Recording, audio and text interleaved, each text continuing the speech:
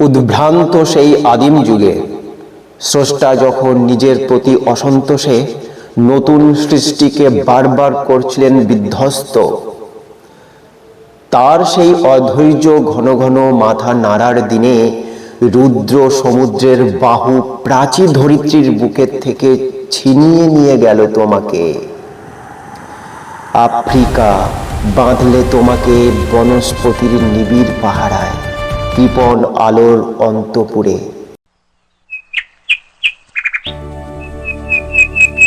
সেখানে নিভৃত অবকাশে তুমি সংগ্রহ করছিলে দুর্গমের রহস্য,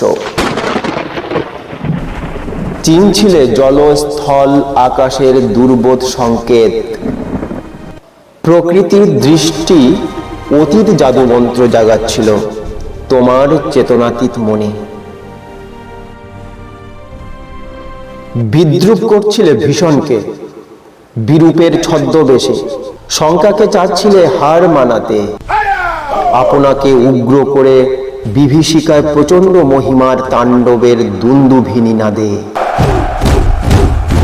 হায় ছায়াবৃতা, কালো ঘোমটার নিচে অপরিচিত ছিল তোমার মানব রূপ, উপেক্ষার আবিল দৃষ্টিতে।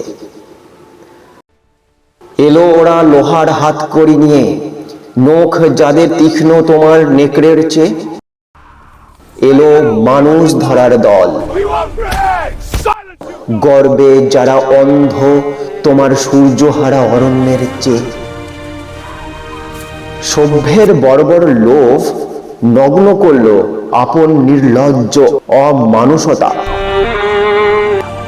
তোমার ভাষাহীন ক্রন্দনে বাষ্পাকুল অরণ্য পথে পঙ্কিল হলো ধূলি তোমার রক্তে অশ্রুতে মিশে। দস্যু পায়ের কাটামারা জুতোর তলায় বিভৎস কাদার পিণ্ড চিরচিহ্ন দিয়ে গেল তোমার অপমানিত ইতিহাসে। সমুদ্র পাড়ে সেই মুহূর্তেই তাদের পাড়ায় পাড়ায় মন্দিরে বাজছিল পূজার ঘণ্টা, সকালে সন্ধ্যায় দয়াময় দেবতার নামে। শিশুরা খেলছিল মায়ের কোলে।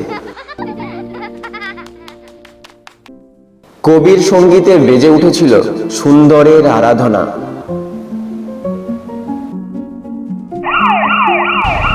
আজ যখন পশ্চিম দিগন্তে প্রদোষকাল, ঝঞ্ঝা বাতাসের ঊর্ধ্বশ্বাস, যখন গুপ্ত গহ্বর থেকে পশুরা বেরিয়ে এলো, অশুভ ধ্বনিতে ঘোষণা করল দিনের অন্তিম কাল। এসো যুগান্তরের কবি, আসন্ন সন্ধ্যার শেষ রশ্মিপাতে দাঁড়াও ওই মানহারা মানবীর দ্বারে। ভুল হয়ে গেছে, বলো ক্ষমা করো। হিংস্র প্রলাপের মধ্যে সেই হোক তোমার সভ্যতার শেষ পুণ্যবাণী। আমাদের ভুল হয়ে গেছে যে তোমাদের আমরা অত্যাচার করেছি।